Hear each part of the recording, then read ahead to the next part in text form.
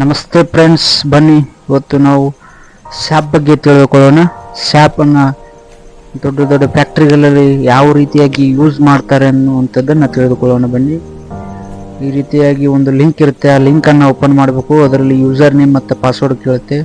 ನಾವು ಇದರ ಅಥಾರಿಟಿಯನ್ನು ತಗೋಬೇಕು. ಕೆಲವೊಂದಿಷ್ಟು ಅಮೌಂಟ್ ಕೊಟ್ಬಿಟ್ಟು, ಆ ಅಮೌಂಟ್ ಕೊಟ್ಟಾಗ ಮಾತ್ರ ಅವರು ಅಥಾರಿಟಿ ಕೊಡ್ತಾರೆ ಇದರೊಳಗೆ ಎಕ್ಸಸ್ ಆಗುವಂಥದ್ದನ್ನು. ಆಮೇಲೆ ಇದರ ಯೂಸರ್ ನೇಮ್ ಪಾಸ್ವರ್ಡ್ ಹಾಕಿಬಿಟ್ಟು ಲಾಗಿನ್ ಆಗಬೇಕು.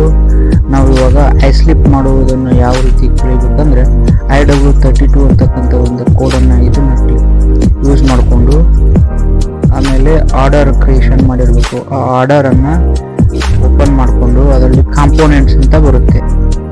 ಆ ಕಾಂಪೋನೆಂಟ್ಸಲ್ಲಿ ಹೋಗ್ಬಿಟ್ಟು ಅಲ್ಲಿ ನಿಮಗೆ ಯಾವ ಮಟೀರಿಯಲ್ ಬೇಕೋ ಆ ಮಟೀರಿಯಲ್ ಕೋಡ್ ಇರುತ್ತೆ. ಆ ಮಟೀರಿಯಲ್ ಕೋಡನ್ನು ಅಲ್ಲಿ ಎಂಟ್ರಿ ಮಾಡಬೇಕು.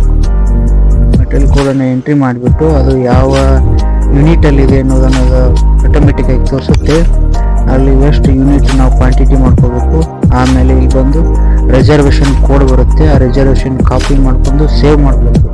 ಇಲ್ಲಿ ಮೂಲೆಯಲ್ಲಿ ಸೇವ್ ಬಟನ್ ಕಾಣ್ತಿದೆ ನೋಡಿ, ಇಲ್ಲಿ ಸೇವ್ ಮಾಡಿಕೊಂಡು ಆಮೇಲೆ ಪೂರಾ ಎಕ್ಸಿಟ್ ಆಗಿ ನೆಕ್ಸ್ಟು ಇನ್ನೊಂದು ಟಿ ಕೋಡನ್ನು ಯೂಸ್ ಮಾಡ್ಕೋಬೇಕು.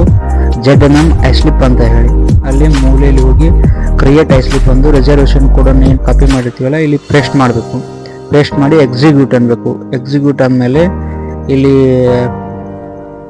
ಗೂಡ್ಸ್ ರೆಸಿಪ್ಟ್ ನಂಬರ್ ಅಂತ ಕೇಳುತ್ತೆ. K35 ಅಂತ ಹೇಳಿ K35 ಅಂತ ಹೇಳಿ ಆಮೇಲೆ ಜಿಮೇಲ್ ID ಹಾಕಬೇಕು. ಜಿಮೇಲ್ ID ಹಾಕಿಬಿಟ್ಟು ಅದು K35 ಏನಪ್ಪ